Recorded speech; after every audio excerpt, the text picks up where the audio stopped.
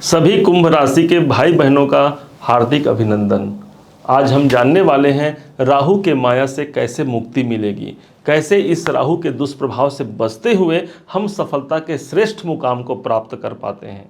भूलना नहीं है, राहु और बुध पहले से ही आपके धन भाव पर सुशोभित हो रहे हैं।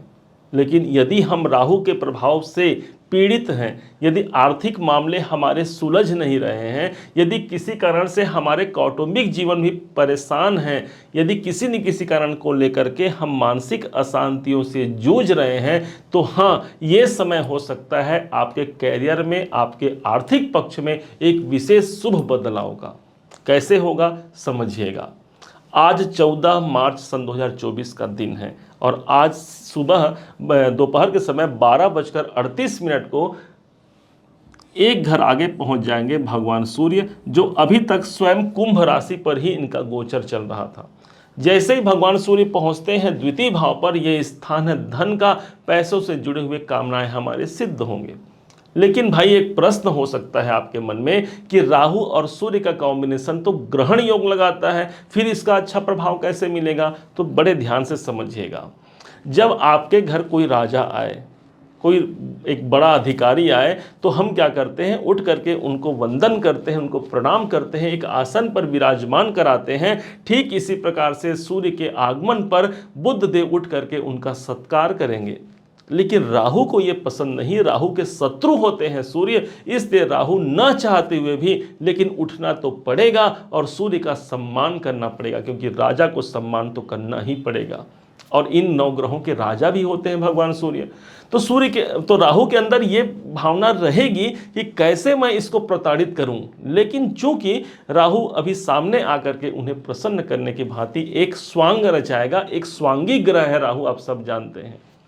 लेकिन राहु के मन में ये फिराक जरूर रहेगा कि मुझे यदि समय मिल जाए ना, तो इस सूर्य को मैं ग्रहण लगा दूं। अब इस प्रकार से ये क्रम आगे चलता है। इसका पॉजिटिव जो प्रभाव पड़ेगा वो आप समझिएगा। सूर्य भगवान धन भाव पर आए हैं और यही आपके सप्तम भाव के स्वामी का धन भाव पर आना, बिजनेस, दसम भाव से दसम भाव होने के कारण कर्म क्षेत्र। तो हमारे कर्म क्षेत्र में, नौकरी में या व्यापार में हमें यदि कुछ बैलेंस बनाने में परेशानी आ रही है, तो 12 नंबर की राशि पर सूर्य भगवान गए हैं। हमारे कैरियर में एक उन्नति का वातावरण हमें देखने को मिलेगा। अब वास्तव में देखा जाए तो जिसके घर पर ये गए हैं वो 12 नंबर की राशि देवगुरु बृहस्पति का घर है, जो भगवान सूर्य के कुल पुरोहित माने गए हैं। भगवान सूर्य को यहाँ अच्छी अनुभूति होगी। दाम्पत्य जीवन में भी यदि किसी कारण से अशांतियां व्याप्त हैं, वहां पर भी शांति का एक माहौल कायम होगा। सूर्य भगवान सारे ब्रह्मांड को प्रकाशित करते हैं। सारे ब्रह्मांड को उजाला कौन प्रदान करे भाई? तो एक अकेले सूर्य भगवान है। यही उजाला जब हमारे धन भाव पर आ जाएगा, कुटुंब भाव पर आ जाएगा, तो कुटुंब और धन की स्थिति काफी महत्वपूर्ण हो जाती है। कहीं पैसे प्राप्त नहीं हो रहे हैं या कहीं से मिलने का योग है, प्राप्त नहीं हो रहे हैं, ये समय हो सकता है वहां से धन निकाल करके ले जाए।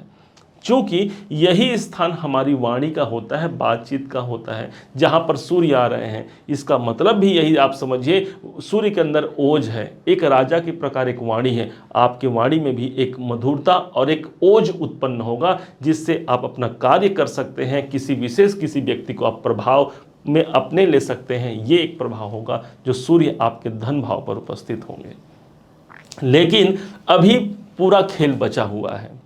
जैसे ही 26 मार्च का डेट आता है, 26 मार्च को एक संजोग बनेगा जिस दिन बुध का यहाँ गोचर काल समाप्त हो जाएगा और वो ठीक एक घर आगे प्रविष्ट हो जाएंगे।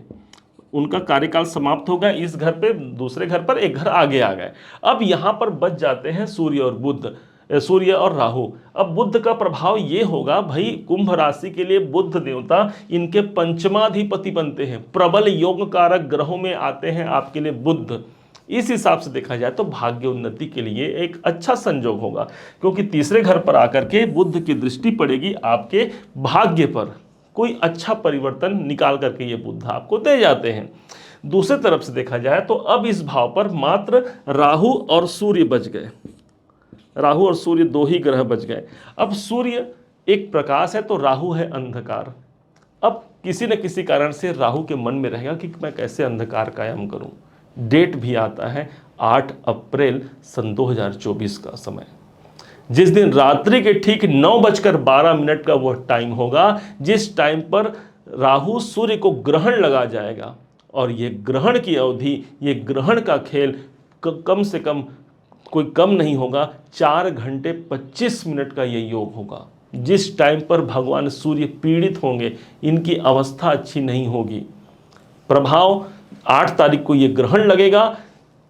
2 दिन पहले और 2 दिन बाद तक आपको सतर्क रहने होगी।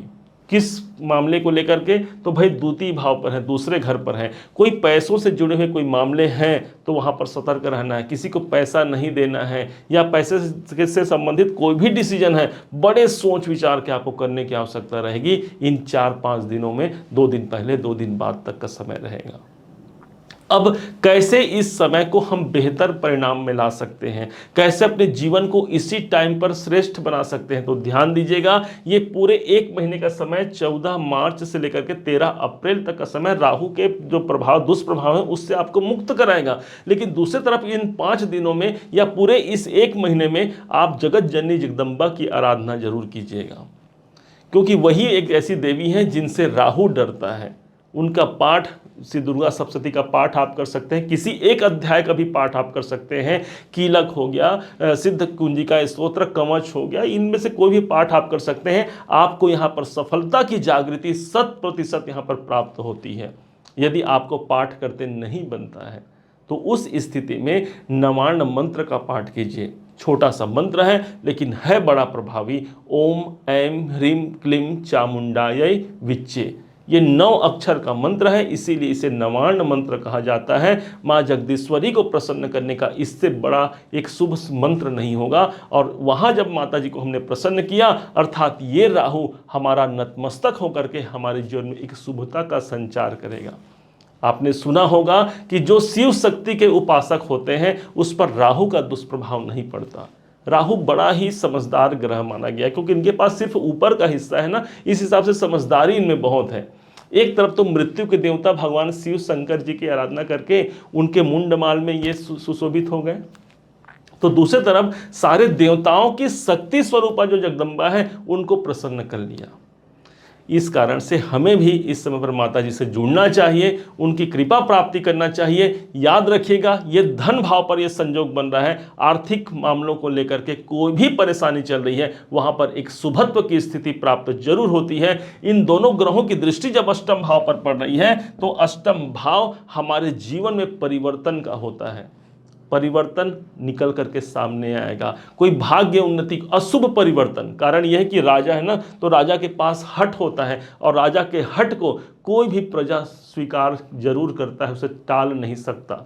हमारे गवर्नमेंट की तरफ से यदि कोई आज्ञा आ जाए हम उसे मानते हैं ना, ठीक इसी प्रकार से सूर्य की आज्ञा को राहु मानते हुए आपको पूरे के पूरे इस 1 महीने में एक अच्छी अनुभूति जरूर दिला जाता है। उम्मीद है आप सबने इसे समझा, आप सबने इसे जाना है। यदि आपने इसे समझा है, जाना है, मेरे समझाने का प्रयास यदि आपको सार्थक लगा हो, मेरे समझाने का तरीका यदि आपको सार्थक लगा हो, तो हर बार की भांति इस बार भी अपना प्यार भरा लाइक और कमेंट करना कभी मत भूलिएगा। बहुत मोटिवेशन मिलता है हमें कि कुंभ राशि ने हमें सराहा है, हमने अच्छा कार्य किया है। और हाँ, यदि अभी तक आपने चैनल को सब्सक्राइब नहीं किया है, सब्सक्राइब भी कीजिएगा। पुनः एक बार फिर आप सभी का दिवस बहुत मंगलमय हो, इन्हीं शुभकामनाओं के साथ। जय माता की।